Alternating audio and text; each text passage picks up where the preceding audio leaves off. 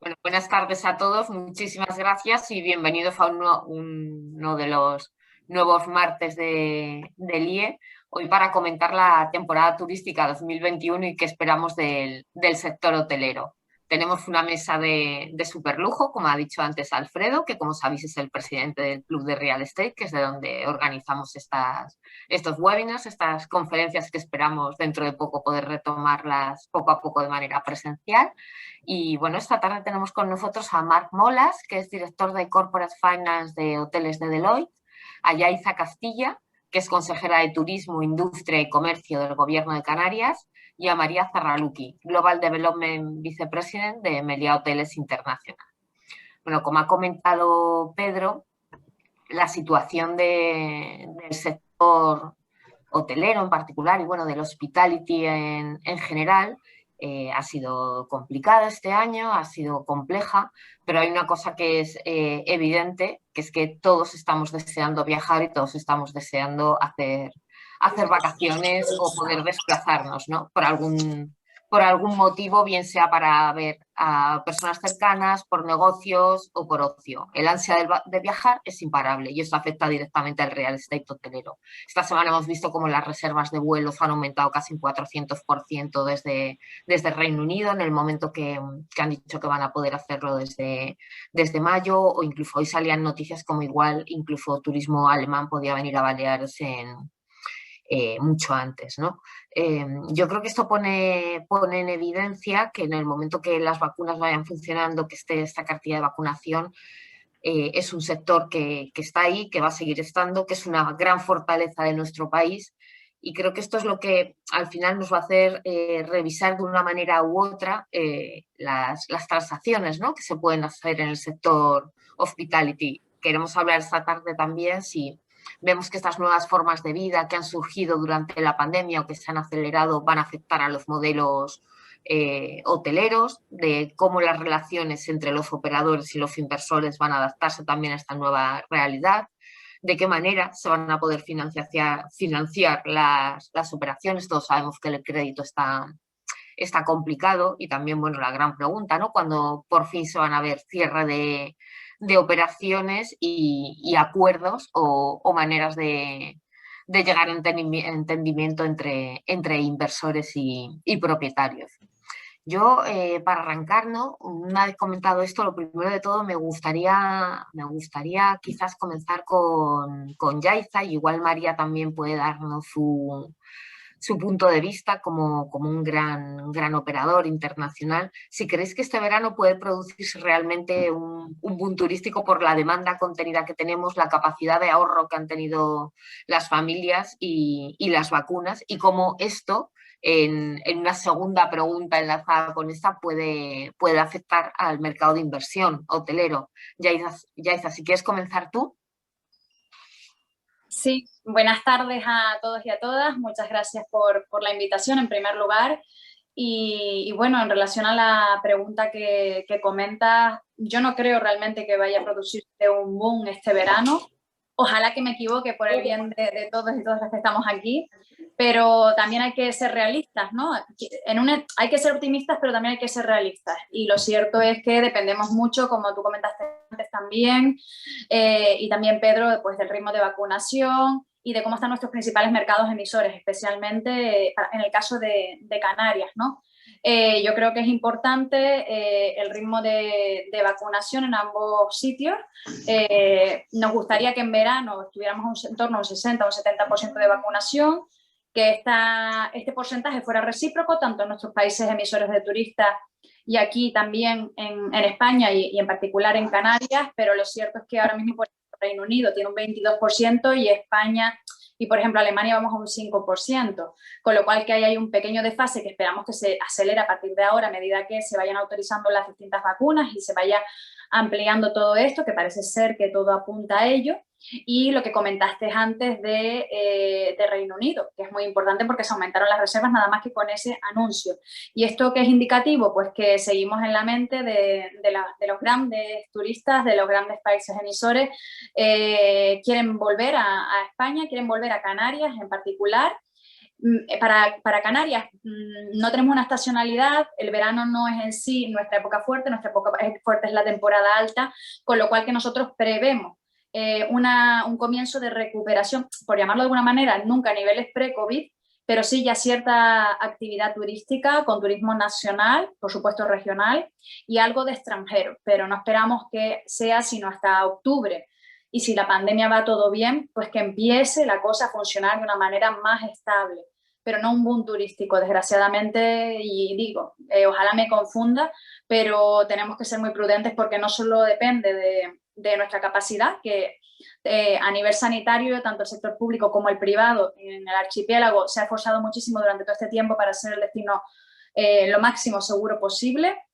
De hecho, fuimos la primera comunidad autónoma en España en tener el primer seguro, y yo diría de los pocos territorios en el mundo, de un seguro para turistas que pudieran llegar a Canarias y se contagiaran aquí y pudieran ser asistidos, tener las cosas cubiertas. También fuimos la primera comunidad autónoma en España en lanzar un decreto en virtud del cual no podías acceder a ningún alojamiento turístico reglado sin una prueba negativa, ya sea PCR o antígenos con determinadas horas anteriormente a tu llegada al destino. De esa manera queríamos incentivar el PCR o el test before travel, ¿no? Test en origen, test en destino, y que es al fin y al cabo esa garantía sanitaria que parece que ahora va avanzando también con esa valoración del pasaporte de la vacunación. Por lo tanto, bueno, estamos aquí en Canarias preparados, deseosos de que los datos también nos acompañen, pero sí que es cierto que yo tengo que ser prudente porque ya nos hemos enfrentado a 3 aperturas y 3 cierres y ha sido muy duro. Entonces, bueno, ahora vamos a enfocarnos de forma optimista hacia el futuro, pero un boom turístico no creo que haya en verano.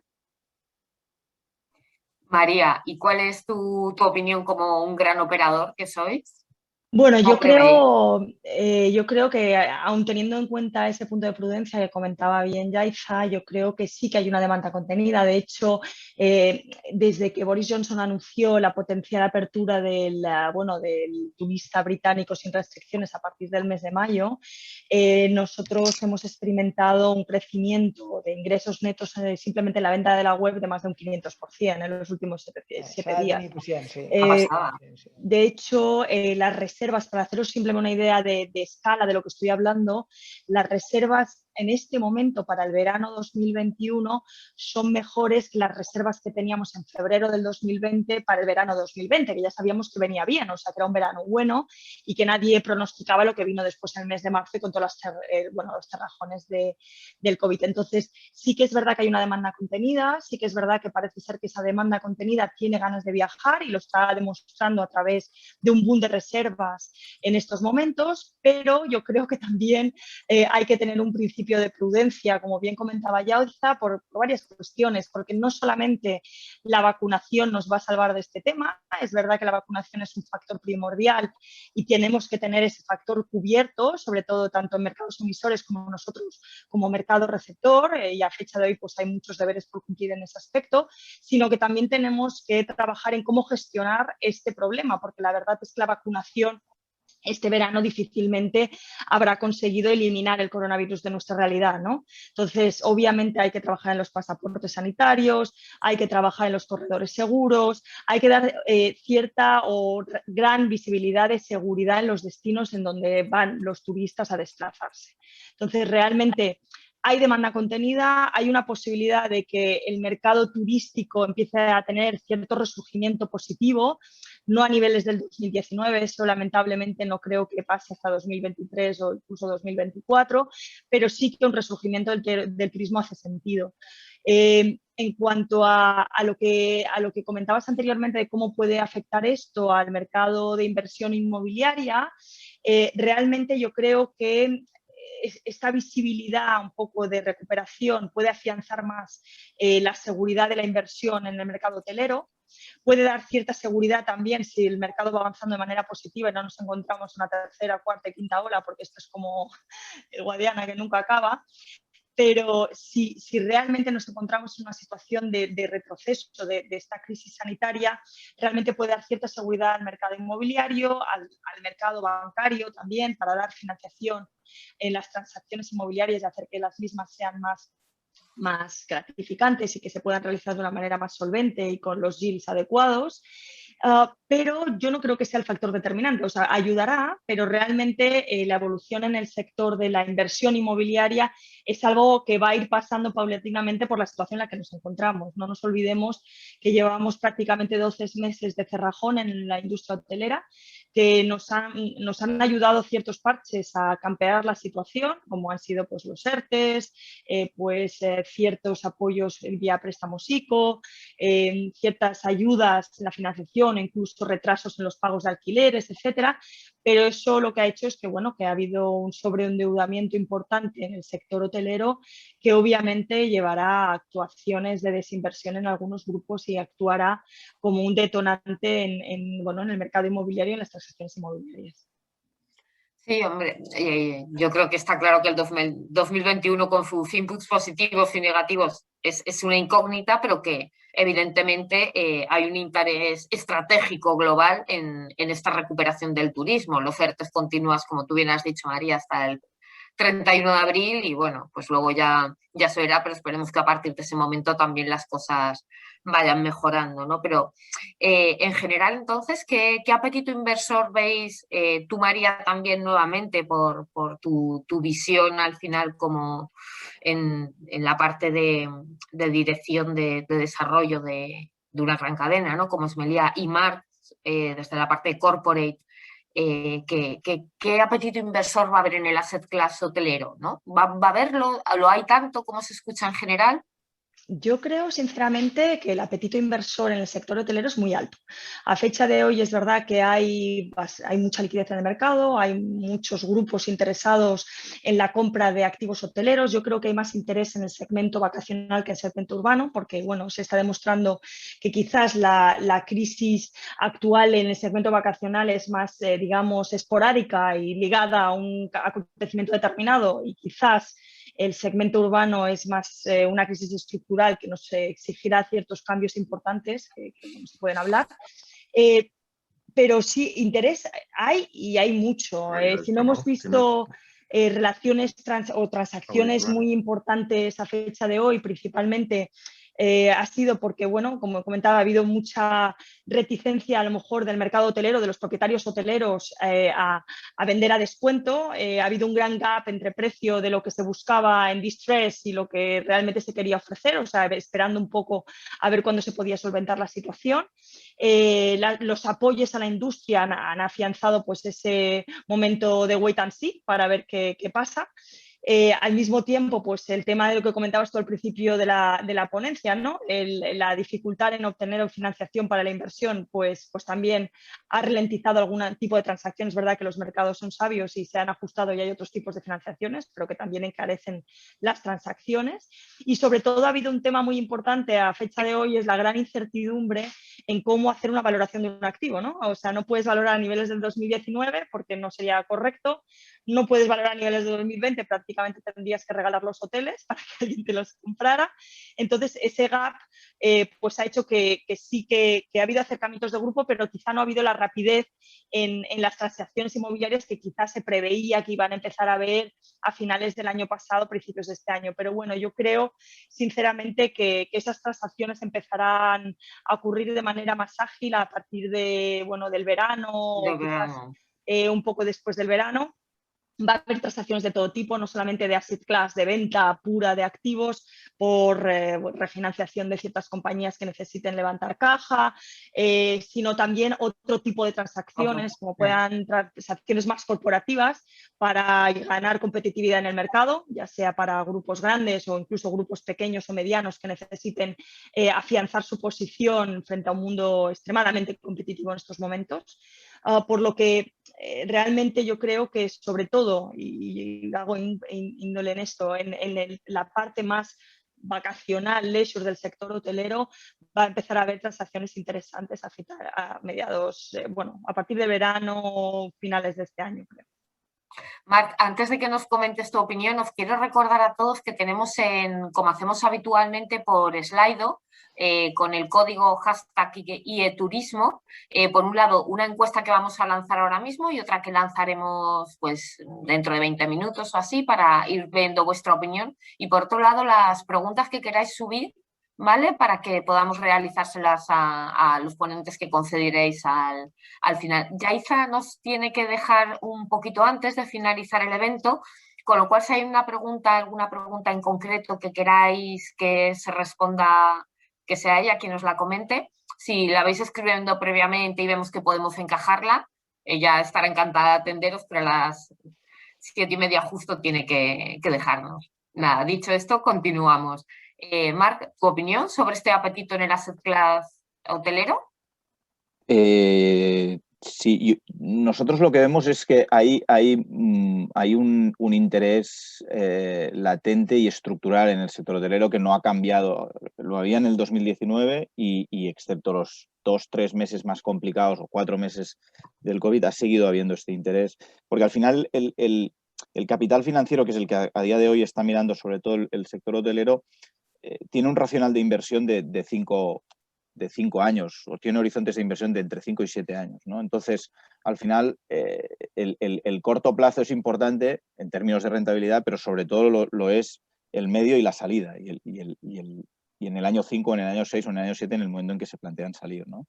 Entonces, el racional del equity a día de hoy entiende que los fundamentales del mercado español o del sur del Mediterráneo, pues el sol, la playa, las infraestructuras, la sanidad, la seguridad, siguen existiendo igual que existían o seguirán existiendo igual que existían hace un año.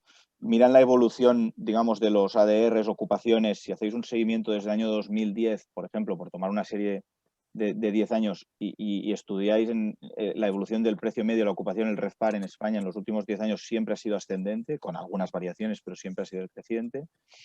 En los últimos 5 años, antes de la aparición del COVID, se invirtieron más de 2.000 millones al año en activos hoteleros en España, y además ahora hay que tener en cuenta que hay algunos asset class, como pues quizá el de oficinas, pues que quedan temporalmente un poco más relegados, y por lo tanto hay un trasvase de equity en algunos fondos o en algunos inversores de un asset class a otro.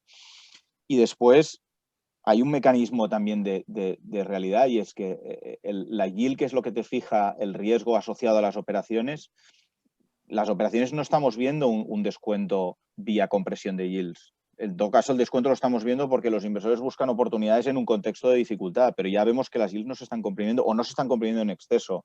El descuento, en todo caso, viene porque veníamos de un mercado muy, muy creciente en 2019 y porque las situaciones de disrupción de mercado siempre traen descuentos, ¿no? Pero no por compresión de yields, no por asociación de mayor riesgo, ¿no? A excepción de algunos segmentos de mercado, como decía María, que evidentemente tendrán cambios estructurales, y ahí ya no será una cuestión tanto de asociación de riesgos, sino de ver cómo evoluciona ese submercado, ¿no?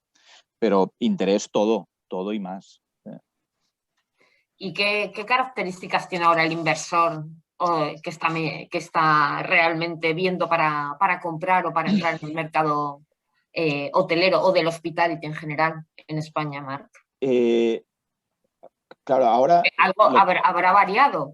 O sea, por la ha variado situación sin ha duda, ha variado. variado sin duda. La gran cantidad de liquidez a la que se refería María antes, que es una realidad, proviene principalmente de mercados financieros o de inversores financieros, inversores en real estate, inversores, digamos, no industriales, con matices, porque están entrando en la industria también, están entrando en el equity de algunas compañías, ¿no?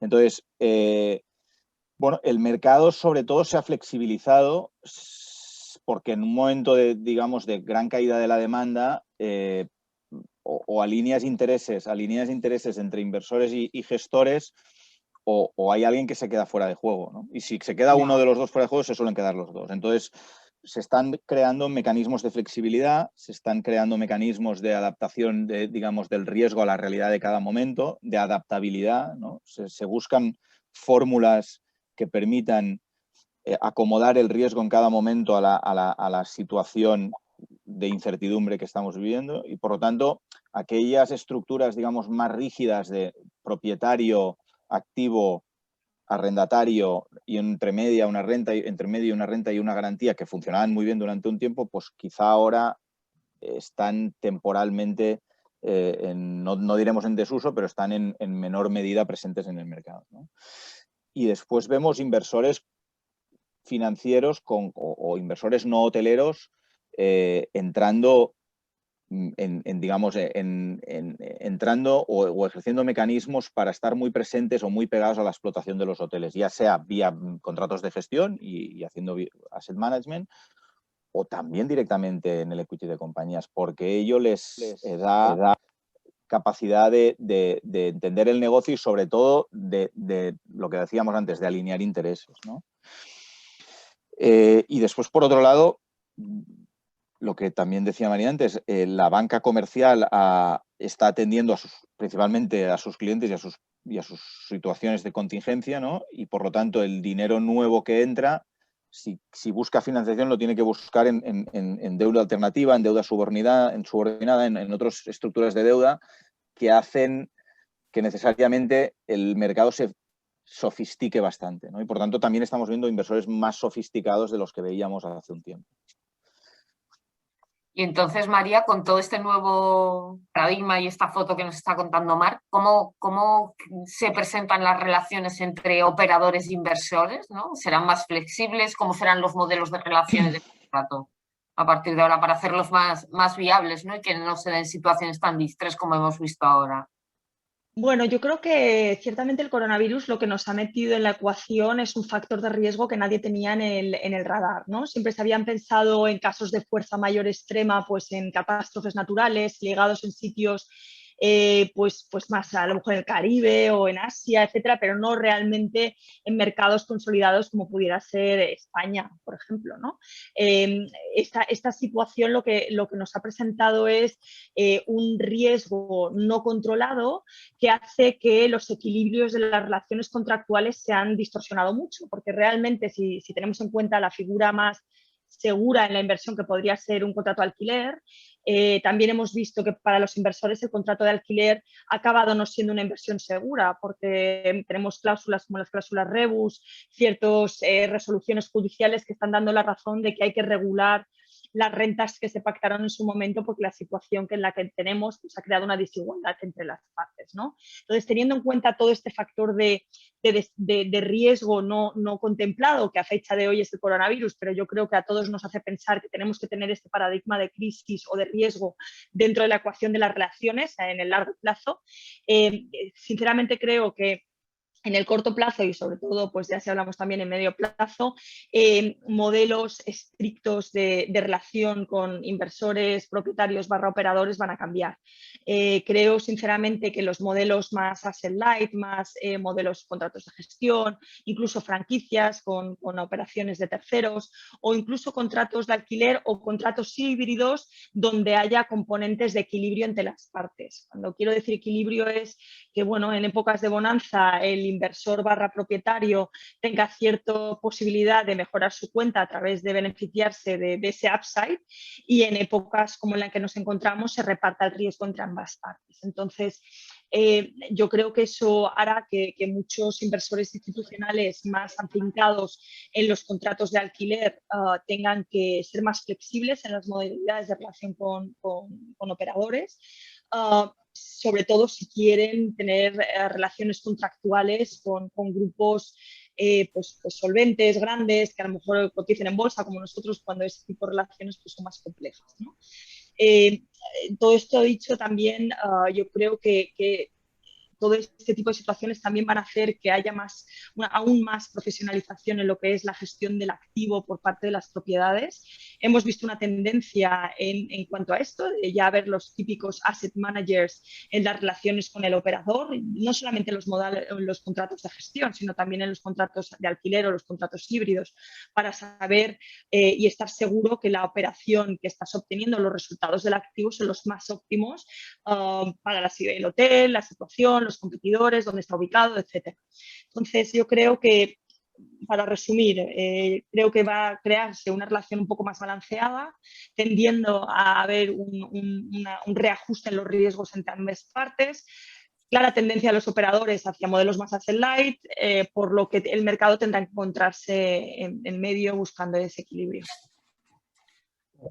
Lo que está claro es que esa nueva realidad está afectando a todo, a estas maneras de relacionarnos, ¿no? Y a las maneras en las que vamos a vivir el sector turístico en general. Y era otra de las cosas que quería comentar con vosotros. Bueno, primero contigo, Yaiza, porque al final creo que en esto Canarias tiene mucho que decir.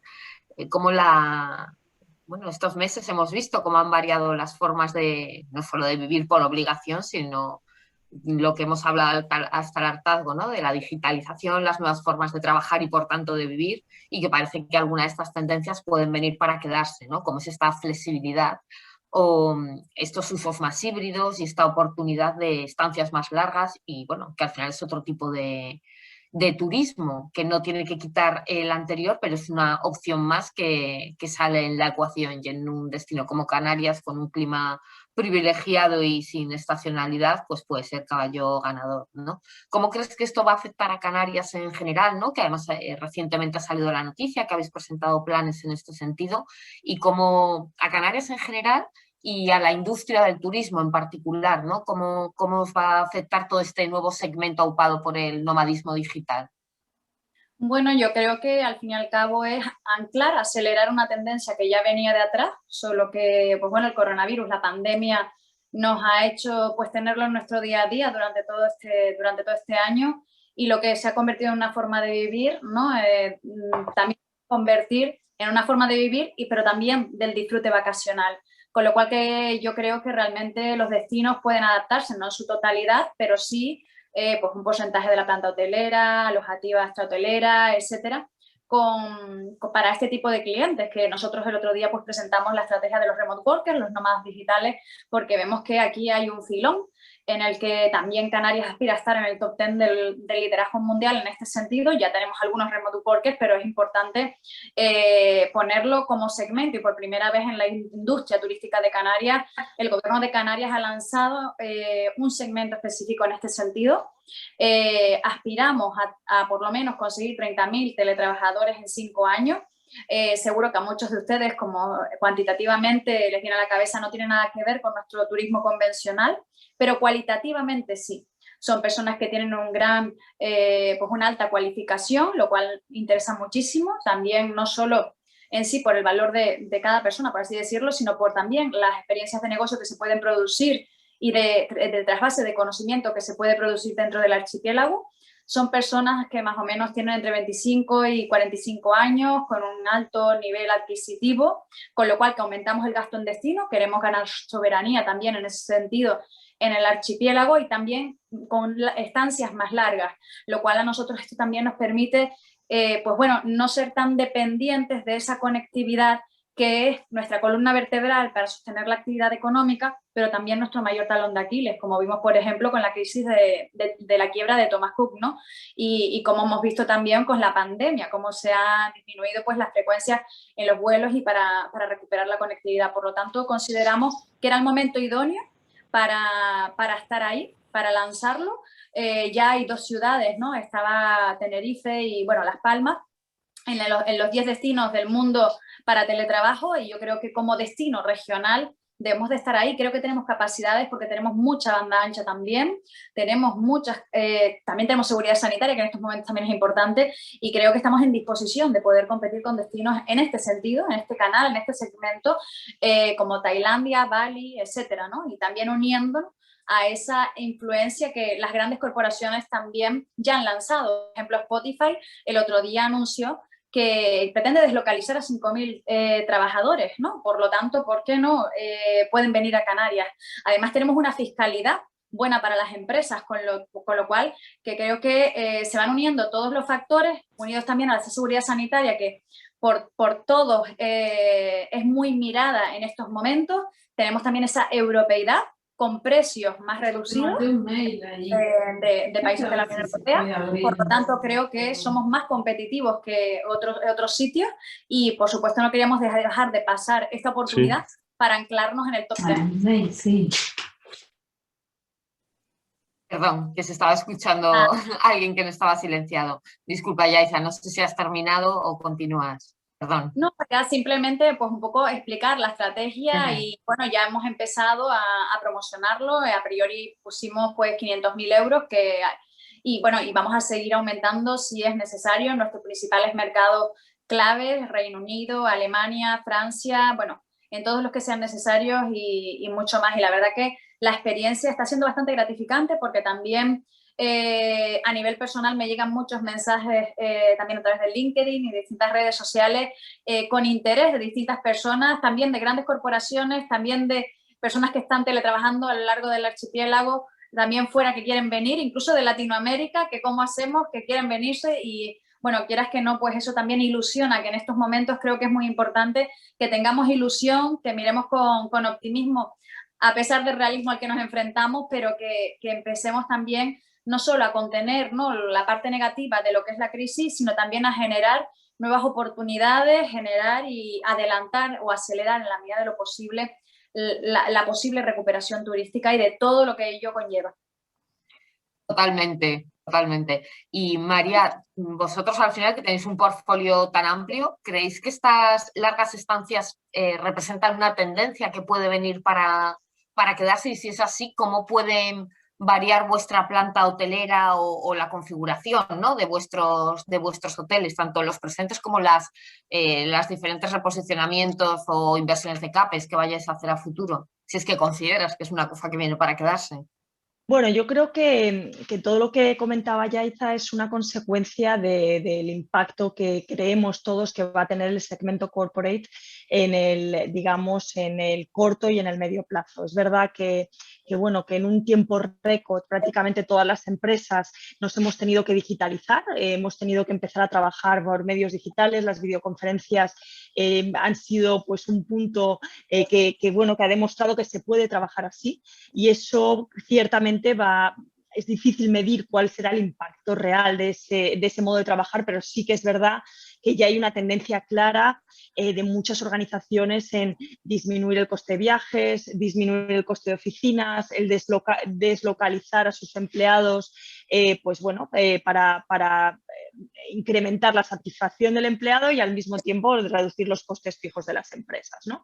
Entonces, todo eso que lleva, pues todo eso lleva realmente a un cambio sustancial en cómo se relaciona el segmento corporate con sus clientes y obviamente tendrá que haber un reajuste de ese segmento a las nuevas tendencias del mercado.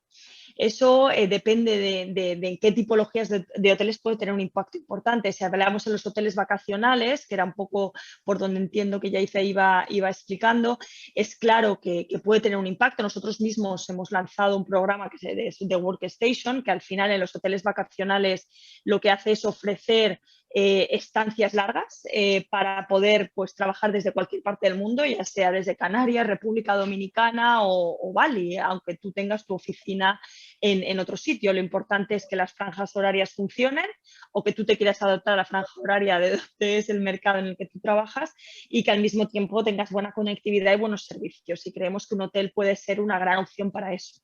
También en los hoteles urbanos, puramente urbanos, sí que se puede dar el ejemplo del workstation, pero al revés, es decir, de gente que no quiere estar tanto en su casa o quiera trabajar en un sitio más tranquilo durante el día o mediodía o fracciones del día. Entonces sí que se plantea, por lo menos en nuestro caso, un modelo en el cual puedas acceder a los hoteles de la compañía con una serie de tarifas que van desde estar todo el día, unas horas, diferentes tipos de servicio, tienes catering, no tienes que preocuparte de nada, tienes tranquilidad, tienes acceso a todos los servicios del hotel y eso que hace pues que al final estés cómodo en un entorno diferente, ¿no? Porque también es verdad que con el tema del coronavirus todos hemos estado mucho en casa y eso hace que la gente también quiera salir de su casa y quiera estar en entornos más cómodos y más complacientes, ¿no?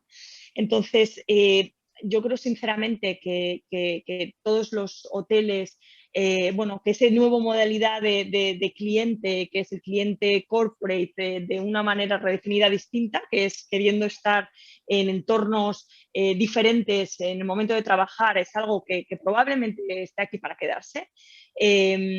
Y ciertamente va a ser un factor importante. Que sea el factor más importante dentro del segmento turístico, no lo veo. Creo que va a ser algo que complemente, pero no creo que va a ser el factor determinante para reposicionar un mercado primordialmente vacacional en un mercado diferente, ¿no? Sí que va a tener un impacto en el mercado urbano, y habrá que redefinirse, o sea, tendremos pues muchas compañías con hoteles urbanos tendrán que tender a hacer una oferta mucho más vacacional en ese segmento, abrirse al entorno, abrirse a la comunidad para poder dar más oferta y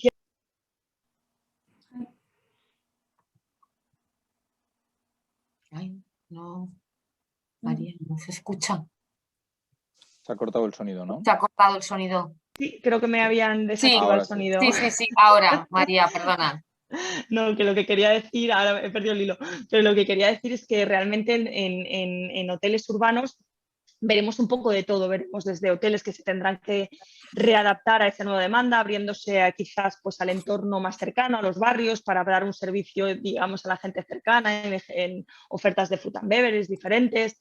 Veremos ese tema del workstation que pueda ser algo interesante. Veremos la importancia de aplicar sistemas de sostenibilidad para ser más atractivo en el cliente del ratio corto e incluso el largo. Y luego veremos, ciertamente creo, cambios de uso en hoteles urbanos que, bueno, que sean extremadamente corporate con difícil redefinición en el mundo actual. Mira, ahora que has sacado el tema del corporate, era otra de las cuestiones es que lo he visto totalmente bueno, relacionado, no sé si me he adelantado. Totalmente, es que, vamos, me parece perfecto para tratarlo ahora porque al final, bueno, es el subsegmento más perjudicado, ¿no? Los grandes hoteles dedicados a corporate.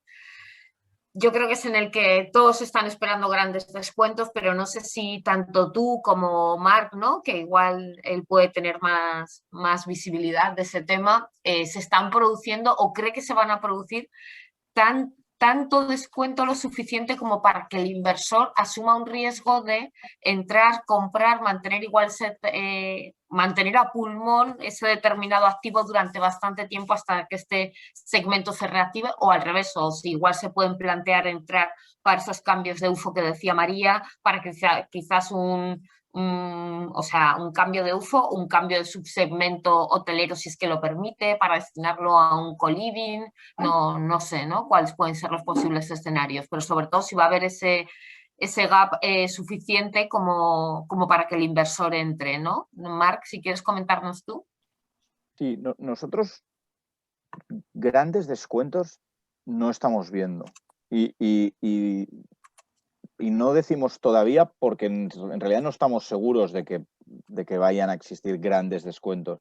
De hecho, otra vez lo que comentábamos antes, esto va por segmentos y va por barrios, ¿no?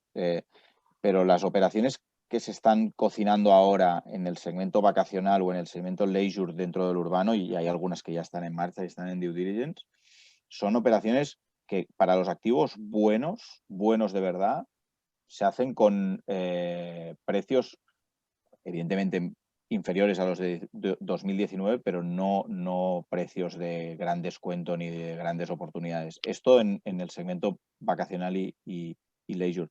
En el urbano corporativo puro, de hecho todavía no se han hecho operaciones relevantes, no hemos visto operaciones relevantes, todavía no somos conscientes de cuánto descuento puede haber ahí.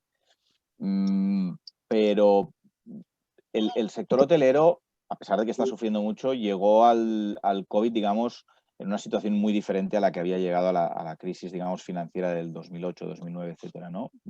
Habiendo hecho muchísimo CAPEX los últimos años, con muchos activos en manos de grandes empresas hoteleras y bien gestionados, con una estructura de capital en muchos casos bastante saneada, con inversores financieros siendo propietarios de un inventario de activos importante y que por lo tanto pues, podían pasar la situación del COVID con relativa tranquilidad, etcétera, etcétera. Entonces, ¿habrá operaciones?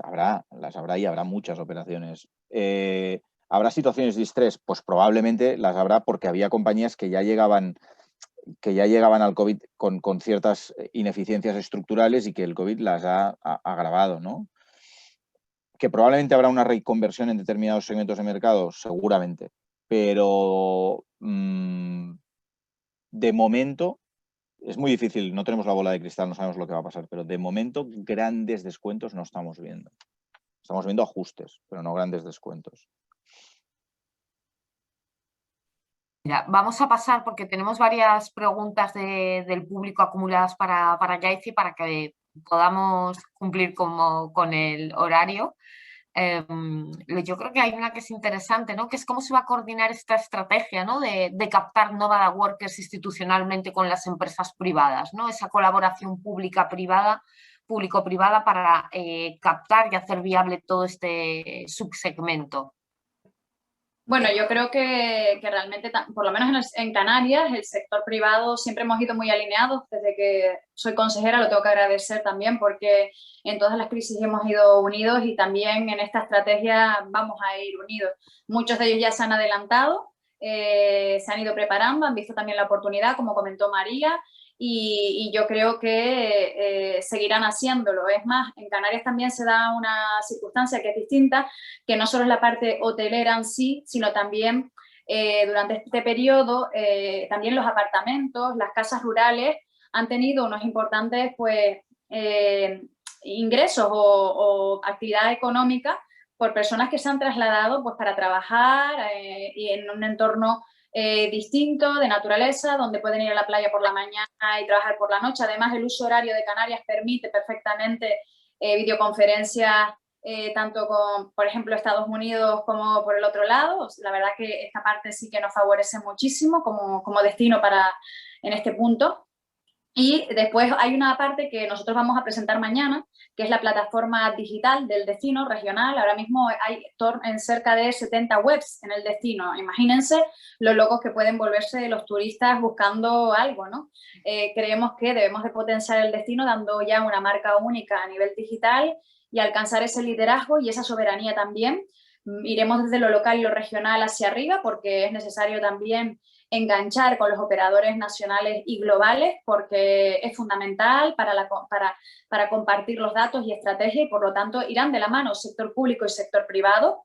Queremos hacer una cogobernanza, pero sin lugar a dudas nuestra idea fundamental es que ellos participen en esta estrategia también a través de esa plataforma digital, donde queremos que se pongan los productos directamente, y un producto puede ser perfectamente pues estas ofertas que los hoteles pues quieran hacer sobre, por ejemplo, los remote workers, ¿no? O también nosotros ahora tenemos un segmento de aquellos, por ejemplo, deportistas olímpicos que necesitan entrenar en toda esta temporada, pero que no han podido en sus países por las diversas restricciones, y están en Lanzarote, sin ir más lejos, donde hemos sido elegidos. Hemos sido elegidos sede olímpica en ese sentido, de vela, por ejemplo, ¿no? Con lo cual, esto nos va dando mayor feedback de nuevos clientes, nuevas opciones, y creemos que a través de esta plataforma digital, que también nos va a permitir tener, por ejemplo, sensores IoT, que significa, pues al fin y al cabo, medir pues, muchísimos parámetros necesarios para la toma de decisiones del sector privado y del sector público. Creo que es importante que todos manejemos esa soberanía del dato, ese liderazgo digital. Es muy importante que no solo se quede en manos de uno, sino que lo compartamos, redefinamos estrategias, hagamos una mejor experiencia, y al fin y al cabo todos buscamos una experiencia más auténtica, ¿no? Y siempre intentamos ir al sitio que tenga algo distinto, ¿no? No los 4 sitios que siempre se nos puede recomendar, quizás, porque estamos acostumbrados. Pues esta plataforma lo que pretende es dar esa oportunidad, pero esa oportunidad no solo al turista, sino también, en el caso de Canarias, a todo el sector público, porque también van a participar las entidades locales, no solo el gobierno regional, que obviamente es el que impulsa esto, pero también van a participar las entidades locales, como son los cabildos insulares y los distintos municipios, por un lado, y también van a participar todas aquellas entidades privadas que quieran, del tamaño que sea, tanto que estén en Canarias como aquellas que no estén en Canarias oficialmente, por así decirlo, pero que operan en Canarias y les interesa ir recolocando el producto, de forma que, por ejemplo, si tenemos un hotel en Canarias, ha probado un vino canario que le ha encantado y quiere tenerlo, pues a través de esa plataforma, bien a través del hotel, del apartamento, de la casa rural o de la conexión directa con la tienda o con el restaurante que le vendió ese vino, pueda acceder al mismo y se le envíe. Queremos acceder a esa soberanía y a esa creación de experiencia turística y de satisfacción, con lo cual que, bueno, vamos a ver, y bueno, si quieren aprovecho también para invitarlos, lo presentaremos mañana en streaming a las 10 de la mañana, y bueno, a ver si conseguimos los efectos pretendidos, porque también va muy vinculado a la sostenibilidad de Canarias como un destino sostenible. Vamos a hacer unos mecanismos de medición también, esto es muy importante y quería compartirlo con ustedes, de medición de cuánto, pues bueno, se borra de la huella de carbono que un avión, ¿no? Pues emite para llegar a Canarias, pero además todo lo que un turista pueda hacer en Canarias, ya sea remote worker o un turista que venga simplemente para vacaciones, cómo puede ir borrando esa huella de carbono con acciones en destino, como por ejemplo el consumo de kilómetro cero, de productos kilómetro cero, u otro tipo de actividades. Y ojalá que esto se estandarice, porque puede tener un crecimiento exponencial, no solo a nivel nacional, sino a nivel europeo. Podría incluso llegarse a una estrategia europea. Claro, esto es muy ambicioso ahora en estos momentos. Yo estoy hablando de una plataforma que pretende implementarse en su totalidad en 3 años. De entrada le hemos dado un valor económico de 53 millones de euros. Aspiramos a captar fondos Next Generation. De entrada le he consignado en mis presupuestos regionales más de 2 millones de euros, pero y daremos más si es necesario, y iremos entregando pues determinadas etapas de esta plataforma. Pero si, por ejemplo, lo que es la medición de la sostenibilidad, de la lucha contra el cambio climático, la logramos homogeneizar a lo mejor con el sector privado, incluso a nivel nacional e internacional, y podría ser muy positivo, porque a lo mejor se me ocurre, por ejemplo, que si tienes tantos puntos, me lo estoy inventando, no es algo que tenga ahora mismo diseñado, pero tantos puntos en consumo responsable y sostenible, pues si lo llevas a determinados establecimientos en determinados países, te dan un descuento de un 10% en una bebida que quieras tomar en determinados hoteles o apartamentos. Se me ocurre, ¿no? Como una forma de incentivar el consumo responsable y sostenible. No sé, por ahí van los tiros, y espero que sea beneficioso para este destino, pero que también pueda tener un crecimiento exponencial y pueda también ayudar al resto de destinos y al resto del mundo, indudablemente. Sí, totalmente, seguro que sí. Y un poco por finalizar, Yaiza, ¿qué medidas de apoyo tenéis previstas desde el gobierno insular, bueno, directas o indirectas, ¿no?, para el sector turístico, aparte de todas estas plataformas de desarrollo? Sí, bueno, hemos tenido varias. En el año 2020, ya entre todo el gobierno, aportamos más de 90 millones con distintas medidas para ayudar al sector turístico, en particular desde la consejería. Bueno, yo llevo no solo turismo, sino industria y comercio. Como ustedes bien saben, aquí el peso del turismo es la mayor parte, con lo cual que el efecto dominó que tiene respecto al resto de la estructura económica del tejido canario es... ha sido un desastre económico en ese sentido. Es verdad que los ERTE nos han ayudado como placebo para aguantar todo este tiempo. Estructuras económicas de empresas que tienen un mayor músculo financiero también nos han permitido, pues ahora mismo creo que somos el único destino en Europa abierto y con cierta capacidad de turistas, que no son los deseables para nada en el sentido de porcentaje, pero somos los únicos que tenemos actividad turística a lo largo de durante toda la pandemia, con lo cual esto es algo que poner en valor. Y hicimos a lo largo del año pasado modificaciones presupuestarias varias, entre ellas, por ejemplo, sacamos una convocatoria para ayudar a los alojamientos turísticos que se adaptaron al coronavirus, en el sentido de implementar medidas para minimizar el riesgo de contagio. Pues, por ejemplo, si pusieron una mampara, si pusieron determinada situación, pues facturas que podían haber tenido desde la declaración del estado de alarma hasta final de año, podían pues aportárnoslas y nosotros abonarles cierto importe al respecto. Eso fue como, bueno, algo un poquito más claro. También en conectividad intentamos implementar un fondo de desarrollo de vuelos, pero en realidad era una promoción a la conectividad para aumentar las conectividades con porcentajes niveles pre-COVID. Fue bastante complicado, conseguimos algo, pero es verdad que con el cierre de repente de Reino Unido y de Alemania, pues se nos vinieron todas las expectativas al traste. Y ahora para el año 2021, pues ya vamos a sacar en unos días también apoyos a la conectividad, que eso es muy importante. Ayer el gobierno aprobamos en Consejo de Gobierno 85 millones de euros para subvenciones directas para los distintos sectores económicos de las islas, por supuesto desde el área de turismo, industria y comercio que yo lidero. Hicimos una priorización de todas aquellas actividades que estaban en el registro de actividades turísticas de la comunidad autónoma y también de la industria y comercio, sobre todo el comercio minorista, muy afectado aquí por la pandemia, porque sus principales consumidores también eran los turistas, y también la industria manufacturera, el canal Horeca, que aquí obviamente son los que suministran a los hoteles, a los apartamentos, y obviamente ante la falta de demanda pues tenían que ser asistidos. Por otro lado, vamos a canalizar también 80 millones de euros, de forma que lo que pretendemos es mitigar el IBI a los alojamientos turísticos. Eso no fue aprobado ayer, pero se va a aprobar en otra resolución.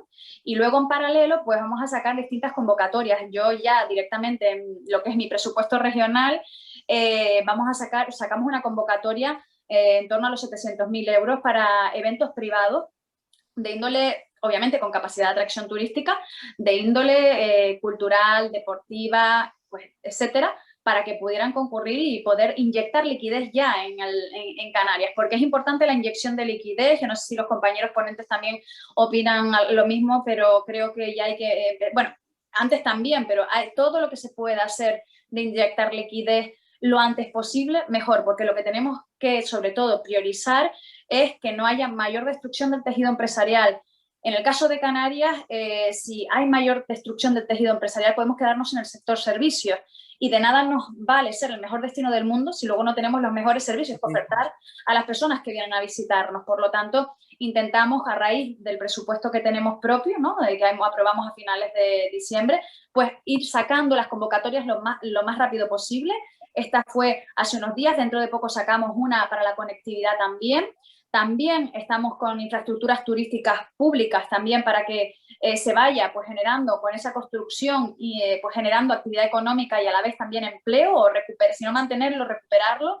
Y bueno, estas son algunas cuestiones que estamos manejando ya, así como la promoción turística, por supuesto, en su debida proporción, porque tampoco podemos hacer un boom si todavía no va a ser el boom, sino estar en los mercados clave, en los momentos clave, pero sin dejar de estar para que nos sigan teniendo en la mente, que me consta que siguen teniéndonos en la mente por las noticias que hemos tenido y por los contactos que tenemos con los grandes operadores, pero no podemos perder ese posicionamiento. Por lo tanto, estas son a corto plazo las medidas que, bueno, más inmediatamente estamos poniendo en marcha.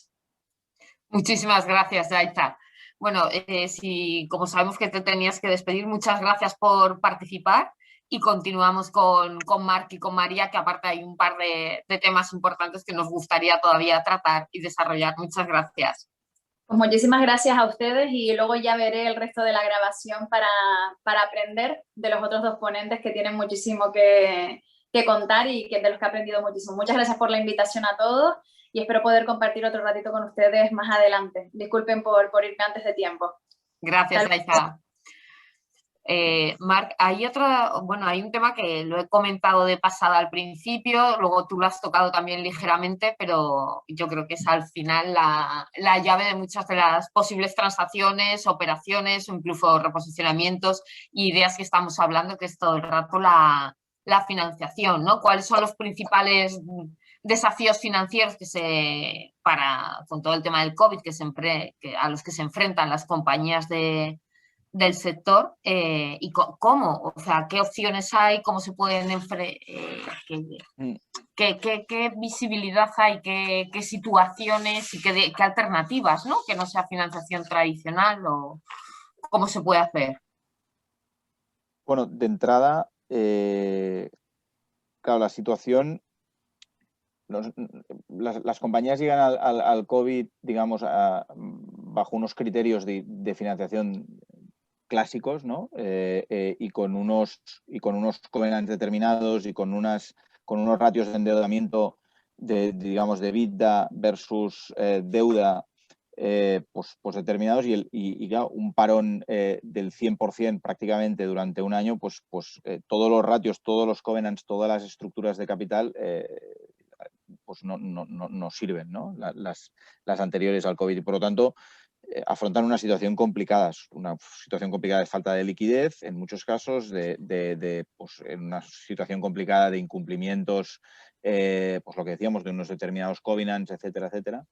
Y todo ello pues aboca a las compañías primero a utilizar los mecanismos de liquidez que ha puesto el gobierno a disposición de las empresas a través del ICO y adicionalmente a través de la SEPI, ¿no?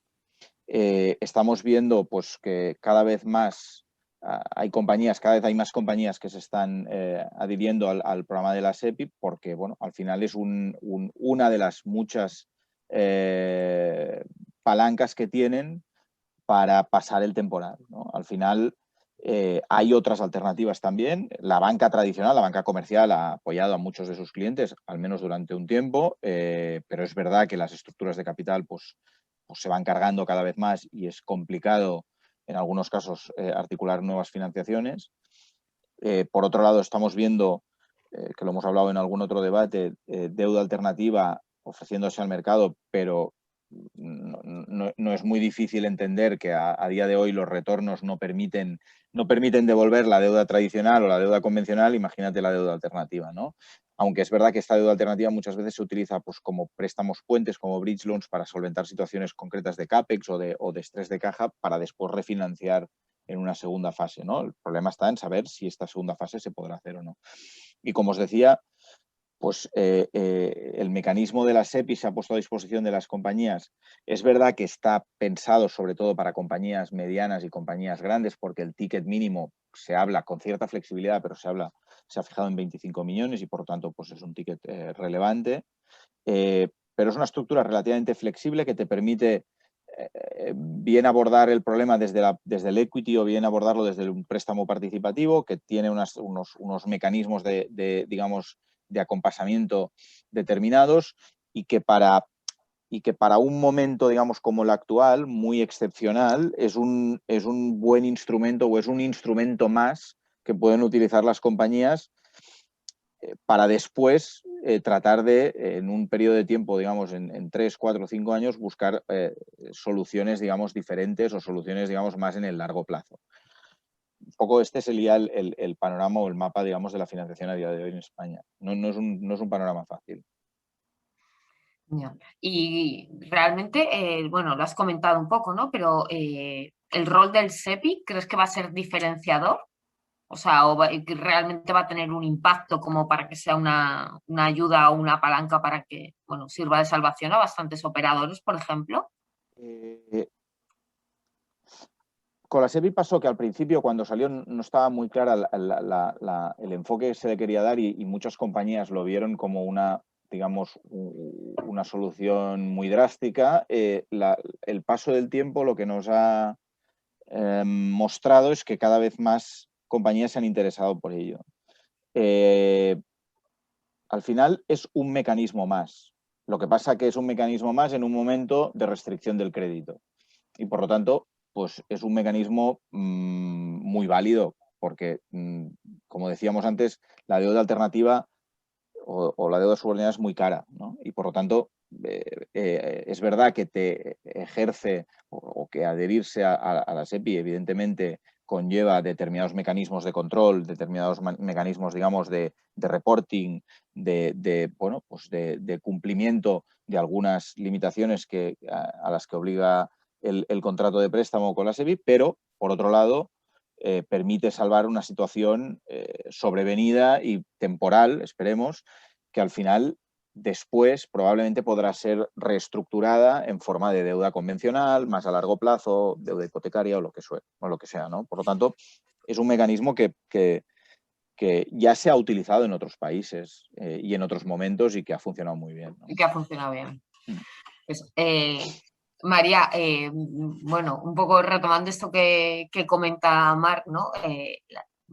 Precisamente por esta dificultad de crédito, que al final es lo que va directamente relacionada con inversión, también salió hace pocos días vuestra noticia o difusión respecto a la política de crecimiento que vais a hacer basada más en un modelo de asset light, ¿no? Que es lo que estáis desarrollando ahora mismo.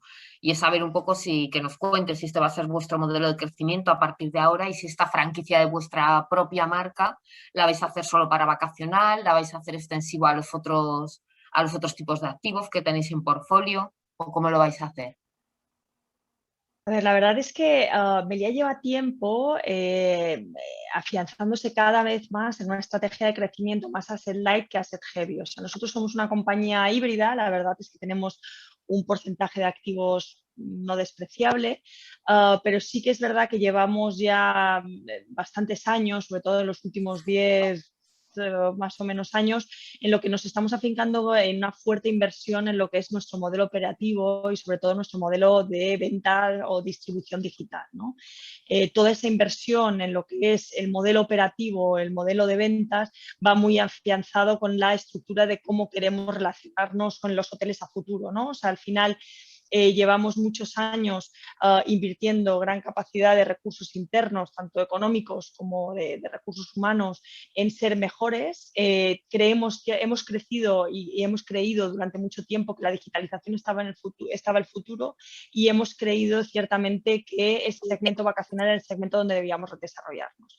En estos momentos, por las circunstancias en las que nos encontramos, la verdad es que tanto la digitalización como el segmento vacacional han demostrado ser una apuesta ganadora, y creemos que con la situación de la pandemia Melia puede ofrecer pues alternativas a tanto hoteles independientes como grupos medianos o grupos pequeños hoteleros que busquen un cambio diferencial en su modelo operativo. Eso puede ser tanto a través de relaciones con Melia, con contratos de gestión, donde Melia cogería un poco el liderazgo de la gestión del día a día del hotel bajo la salvaguarda de un tercero que es el propietario, o el modelo de franquicia que tú bien estabas comentando, que Melia ha decidido ya desde hace un tiempo lanzar de manera seria en el mercado, donde principalmente lo que ponemos en valor es todo este modelo digital de venta y una plataforma de distribución extremadamente segmentada, tanto desde las diferentes vías de captación de cliente como segmentada desde el punto de vista de la tipología de cliente, ya desde el punto de vista nacional o de tipología tanto demográfica como psicológica, y toda la plataforma de clientes fieles que tenemos, ¿no? Entonces, ciertamente creemos que tanto el modelo franquicia como el modelo de gestión es un modelo que puede ayudar, y nos ponemos un poco en disposición de apoyar en esa transición a grupos que estén en esa fase pues, de cambio, ¿no? Debido un poco a la situación en la que nos encontramos. Además de todo eso, creemos, y eso también ha salido en prensa, que es un momento importante para ser un poco innovadores, que hemos lanzado un sello de calidad que se llama Affiliated by Melia, donde realmente pues lo que estamos buscando, lo que estamos ofreciendo son hoteles independientes de 4 estrellas, bien calificados, con un buen servicio, que realmente quieran seguir manteniendo su esencia, pero que quieran dar un salto cualitativo en lo que es la distribución principalmente de su cadena de valor, ¿no? Entonces ahí sí que somos menos exigentes a nivel de producto desde el punto de vista, digamos, de la estandarización, no de que un producto sea bueno y eficiente, sino de la estandarización bajo nuestras marcas, pero sí que damos todo lo que es la parte de la distribución y damos todo lo que es la parte de bueno, todos nuestros canales directos, que al final lo que pretenden es pues tener un canal más eficiente, que consiga captar de una manera más ágil al cliente y de una manera más económica, ¿no? Desde el punto de vista de comisiones. Pero además de todo esto, sí que es verdad que creemos que este es un momento para ser extremadamente dinámico, flexible y ágil. ¿Qué quiero decir con eso? Que los modelos estándar creo que no es lo que va a primar en estos momentos. Obviamente nuestra filosofía y capacidad de aportación de valor a través de tanto la franquicia como la gestión está ahí.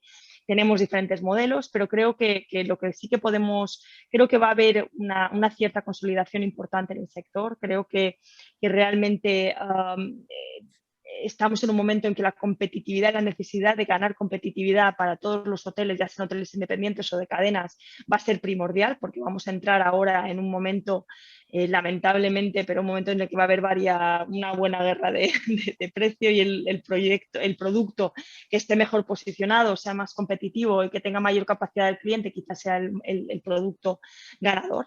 Y por eso, además de los modelos estándares, tanto de gestión, franquicia o affiliated by Melia que comentaba antes, creo que podemos ofrecer diferentes actuaciones, tanto de alianzas, podemos ofrecer diferentes maneras de pensar para aportar competitividad. Por ejemplo, sin ir más lejos, Melia lleva tiempo creyendo en el reposicionamiento de activos y en el reposicionamiento de destinos maduros. De hecho, hemos estado liderando con otros muchos grupos pues una petición al gobierno de el uso de los fondos europeos para el reposicionamiento de los sectores turísticos y en particular de ciertos mercados buenos pero maduros y que necesitan un buen cambio de predisposición, y creemos que esto lo podemos aportar como valor. Es verdad que creemos ciertamente que en un mercado como el español, donde tenemos ciertos costes fijos, que son una realidad, nosotros no vamos nunca a competir en precio con otros destinos, como puede ser destinos como Turquía o Egipto o Túnez. Nosotros tenemos que ofrecer calidad, tenemos que tener capacidad de llegar al cliente, y eso obviamente es a través del reposicionamiento de nuestra planta hotelera y de nuestra manera de comunicarnos con el cliente, ya sea desde la distribución, como sea también en lo que es el día a día de la operación, ¿no? Entonces, y lo que querría decir es, estamos aquí para ofrecer diferentes modelos, ofrecer lo que nosotros queremos hacer. Creemos que cuanto más grandes seamos como sector y estemos más juntos y más consolidados, podremos también conseguir más cosas y eso nos lo ha demostrado la experiencia. Y bueno, y como foco nosotros, como decía, muy focalizados en el vacacional y en lo que comentabas antes del segmento este leisure, que es el urbano con el componente vacacional. O sea, ahí creo que es la gran diferenciación. Meliá lleva muchos años apostando por esto y ahora creo que además en el segmento, lo que comentábamos antes, corporate urbano, va a ser la gran diferenciación entre hoteles ganadores y hoteles con ciertos retos. Totalmente, y al final con un buen diseño, que es súper importante. Sí, sí, sí. Marc, y atractivos, sí.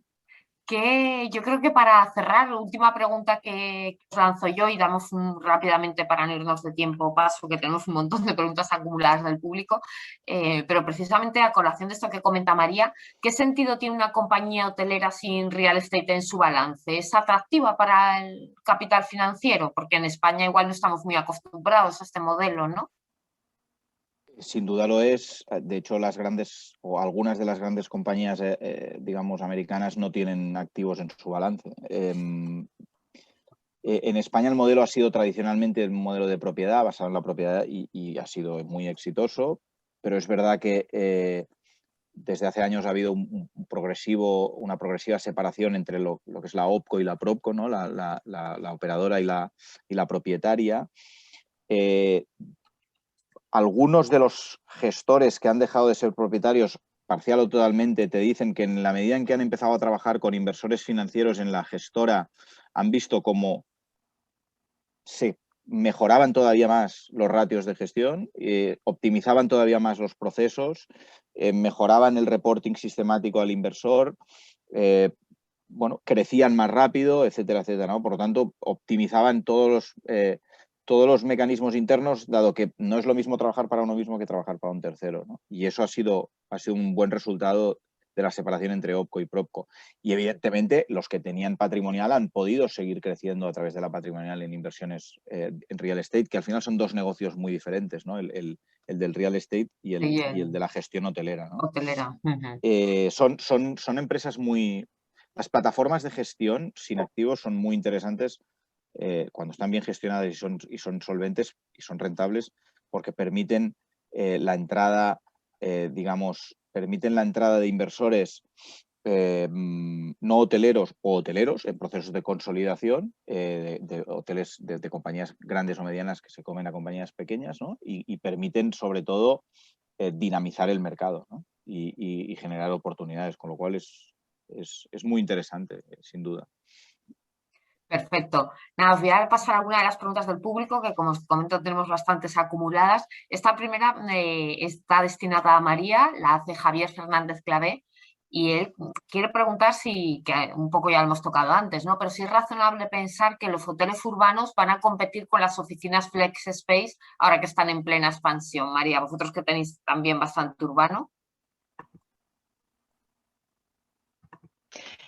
Bueno, a ver, no creo que sea, o sea, sí que habrá ciertos puntos de cohesión, porque es verdad que, como comentábamos antes, ciertos hoteles urbanos van a tener que rediseñarse y repensarse para captar ese nicho de mercado que puede ser el coworking o el trabajar fuera de lo que es lo normal, que era un corporativo para una oficina, con todo el mundo yendo a la oficina de manera normal. Entonces, en ese aspecto sí que podría haber cierta competitividad, pero al final los modelos de negocio son diferentes. O sea, el hotelero, aparte de tener ese segmento de reuso de las habitaciones, de reuso de los espacios para un modelo más de, digamos, oficina telemática, también tiene el uso hotelero de estancia, ¿no?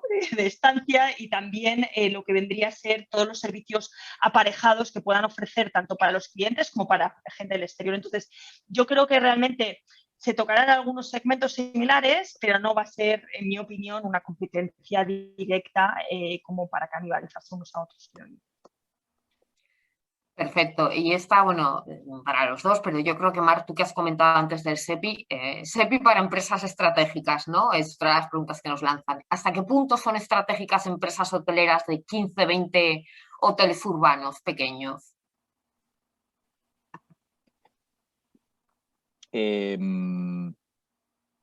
Yo aquí respondo a título personal. Para mí una empresa una compañía, sea hotelera o no, que da trabajo y que ha tenido, digamos, beneficios durante años y que ha dinamizado parcialmente la economía en su pequeño segmento y que ha, de algún modo, pagado sus impuestos, etcétera, etcétera, es estratégica. Es decir, o es importante, o es relevante, o es susceptible de recibir ayudas en un momento determinado, que al final no olvidemos que son ayudas que después habrá que devolver. Hay que devolver, decir, sí, está claro. Por lo tanto, Sí, no son ayudas directas, sino que son préstamos.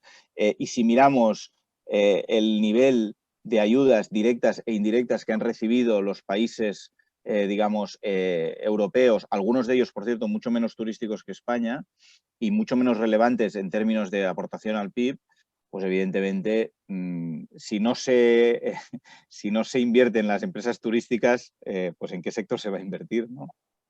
Sí, bueno, o sea, que no tienes la respuesta de ley, digamos, pero que en tu opinión sí que, aunque poner sean la línea de lo pequeñas estratégico, claro, es que poner la ¿cuál línea es de lo el estratégico y no límite? estratégico, ¿cuál es el criterio, no? El criterio es, ¿el sector lo es o no lo es?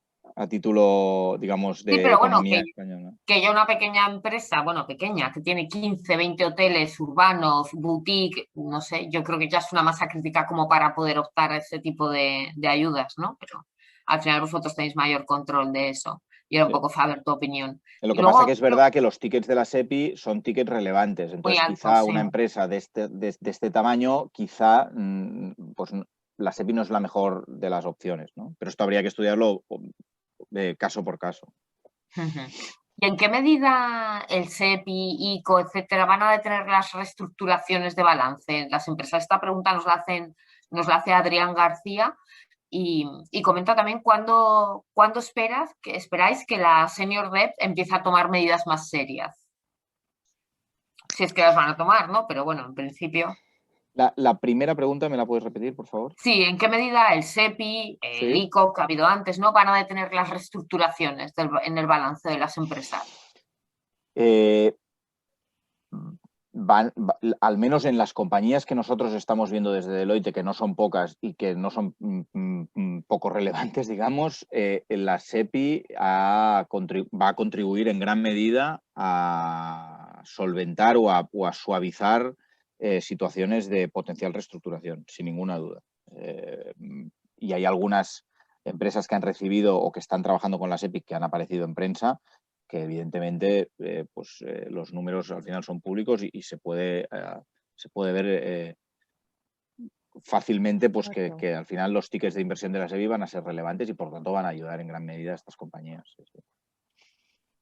Y María, ¿tú tienes opinión respecto a esto o es como esperáis, ¿no? Que esta Senior Debt empiece a tomar medidas más serias o no? Porque no hará falta, ¿no? Precisamente por esta intervención o esta ayuda de la SEPI. Bueno, yo creo que al final lo importante es ver cómo se materializa todo esto, ¿no? Porque en la letra pequeña es en donde está realmente la aportación de valor o no de una herramienta. Al final estamos con el tema estratégico, qué es estratégico, qué no es estratégico, cuál es el importe que vamos a aplicar, cuándo son los modelos de devolución. O sea, al final sí que es verdad que todo este tipo de apoyos ayudan en un momento de dar solvencia o tranquilidad a la caja, pero luego habrá que hacer reestructuraciones, porque es que al final son bueno, estructuras o modelos que que paran el golpe, digamos, en el corto plazo, ¿no? Pero luego hay que reestructurar cómo se devuelve toda la capacidad o el endeudamiento que haya podido tener una empresa durante toda esta época, que es lo más problemático. Yo al final creo que todas estas medidas siempre apoyan, pero como un complemento. Ya. Y bueno, al final supongo que todo ayuda. Y bueno, hay algo que no Al hemos final, tocado. lo que nos ha faltado mucho, si me permites, en la industria Sí, son ayudas directas. O sea, al final ya. sí que hay mucho endeudamiento y capacidad de captar dinero a través de diferentes fórmulas, pero lo que es la ayuda directa que nosotros, por ejemplo, como grupo, que hemos podido ver en otros países de Europa, donde se ha pagado por los gobiernos dinero y ayudas y subvenciones para devolver, sino apoyo económico real y tangible, es algo realmente una carencia latente en nuestro país, Ya. con una industria tan importante como la nuestra. Sí, bueno, eso es lo mismo que están demandando desde hostelería, ¿no? Que al final esa Efectivamente, no me refiero solo a carencia, la hotelería en general. es que es lo que al final ha ahogado mucho y está ahogando. Y hay algo que no, aunque sean mercados más secundarios, pero no hemos tocado y nos preguntan por el chat, Rubén Navarro, ¿cómo veis la situación del mercado turístico en ciudades pequeñas de interior que sí que han podido captar algo este tiempo, ¿no? Pues destinos más pequeños, más deslocalizados, pero quizás más lo rural, ¿no? Pero estas ciudades pequeñas como Toledo, Salamanca, León, Zaragoza, ¿cómo veis su futuro? ¿Tendrán turista español, extranjero? ¿Cómo irá la inversión hotelera? Bueno, al final, a ver, el tema del turismo urbano en general quizás tiene cierto impacto porque mucha gente, todos de nosotros y muchos se han visto atrapados en grandes urbes y grandes destinos urbanos durante mucho tiempo, ¿no? Entonces, cuando piensas en vacaciones, en escapar, en irte, no piensas en irte a otro destino urbano, ¿no? Piensas en irte quizá a un destino más abierto. Por lo que esas segundas ciudades, pero que puedan tener ese atractivo un poco más abierto, más rural, más digamos, de espacios diáfanos y no tanto urbe como puede ser Madrid o Barcelona, por ejemplo, quizá tengan cierto atractivo y puedan captar ese tipo de interés. Pero sí que es verdad bueno, que tendrá sus ajustes, igual que el segmento urbano en otros sitios. Yo creo que quizás en estos destinos, pues a priori puede que incluso les vaya un pelín mejor que en grandes urbes, pero que bueno, tendrán que también captar ese interés a través de una dinamización de lo que ofrece cada uno de los destinos y muy focalizado al vacacional y a lo que ofreces fuera de lo normal, ¿no? Del estar en un sitio cerrado, con gente, etcétera, que esto va a ser un problema, por lo menos en el corto plazo. Sí, como un boutique muy enfocado a ese disfrute y ese bienestar personal, ¿no? Que es lo que no hemos tenido en el encierro, quizás. Sí, al final todo, mira, una de las grandes tendencias que creo que están para quedarse, ya estaba, pero ahora ya es realmente importante, es todo el tema de la sostenibilidad. Totalmente. Realmente cada vez tenemos clientes muchísimo más sensibles en lo que pasa a su alrededor. Y yo creo que el tema del coronavirus ha potenciado más esta situación porque, bueno, hay mucha gente que cree que algo tiene que ver, ¿no? en lo que está pasando con la situación, pues en cómo tratamos nuestro planeta, nuestro entorno, etc. Entonces, realmente todo lo que tenga que ver con el bienestar, con la salud interior, con la salud mental, con principios de sostenibilidad con el entorno, ya sea desde el punto de vista de energía, etcétera, pero también con el entorno local, con la gente que tengas a tu alrededor, cómo te relacionas con la parte cultural. Todo eso es un valor añadido. Además, vemos que las nuevas generaciones incluso tienen ciertas reticencias a viajar en avión, porque creen que es un problema para el medio ambiente y que puede ser un efecto a medio Totalmente. plazo que puede afectar a sus hijos y a sus nietos. Entonces, realmente todo esto sí que puede ser positivo para esos destinos más boutique, destinos más diferentes, emblemáticos, que tengan mucho que ver con el well-being y el bienestar. Nosotros, siendo una compañía más grande, y no puedo decir que somos una compañía boutique, pero sí que hemos intentado, llevamos mucho tiempo muy concienciados con la parte de sostenibilidad, tanto desde el punto de vista de energía como desde el punto de vista de aportar valor en los destinos donde estamos, sobre todo en estos destinos menos maduros y más emergentes. pero sí que es verdad que en todos nuestros hoteles, en particular algunas marcas, estamos implementando de manera muy seria pues todo esa sensibilidad a la hora de comer, esa sensibilidad a la hora de hacer deporte, esa sensibilidad a la hora de necesitar estar con gente, pero también necesitar espacios de tranquilidad. Y todo eso es una tendencia que la están reclamando los clientes y que la vemos bastante en auge. Sí, totalmente. Ya para cerrar, quería comentaros el tema de las dos encuestas que hemos lanzado. Una de ellas era si las largas estancias combinando trabajo y ocio vienen para quedarse, y realmente de las 4 opciones que damos para responder, parece que la gran mayoría se inclinan porque el 44% que actualmente pueden tener recorrido para diferentes segmentos, pero que no va a modificar la operativa hotelera. Y muy seguido de cerca el 38% que nos dicen que no, que es una opción para nómadas digitales y temporal, con lo cual, bueno, parece que no es un tema que acabe de convencer. Y la otra más focalizada en inversión, en el momento en que el comprador y el vendedor volverán a encontrarse para que se produzcan transacciones. Parece que la mayoría estáis convencidos de que será en el tercer trimestre, casi el 70%, con lo cual, bueno, parece que nos vienen 6 meses por delante a partir de verano muy, muy animados. Vamos a cortar ya porque nos hemos ido de tiempo. Muchísimas gracias, ha sido súper interesante. Alfredo, te paso la palabra para que cierres y despidas. Y muchísimas gracias a todos por asistir. Pues bueno, a Marc y a María, muchísimas gracias por vuestra participación. A Yesa también, que se ha tenido que ir a hacer corte de cinta, como bien toca. Y Gemma, también muchas gracias por la moderación. Muchas gracias a todos los que habéis participado. Además, ha estado también muy movido por detrás porque ha estado constantemente entrando gente, con lo cual, oye, se agradece muchísimo, que la verdad es que hemos tenido un buen pico de gente, 137 creo que hemos llegado. Y nada más, simplemente recordaros que el próximo 17 de marzo tendremos el evento que teníamos previsto para oficinas, que lo tuvimos que cambiar por temas de agenda. Lo tendremos, ya os digo, el día 17 de marzo, que es miércoles, a la misma hora, 6:30. Pero ya os avisaremos, os mandaremos correo, publicaremos el LinkedIn para que veáis quiénes van a ser los panelistas, que va a estar, bueno, tan bien como este por lo menos, eso es lo que esperamos. Y nada más, que seguimos preparando cosas y que estar atentos a las redes y a las comunicaciones que os mandamos. Muchísimas gracias a todos. Gracias. Muchísimas gracias a todos. Gracias. A todos, adiós. Hasta luego, un saludo.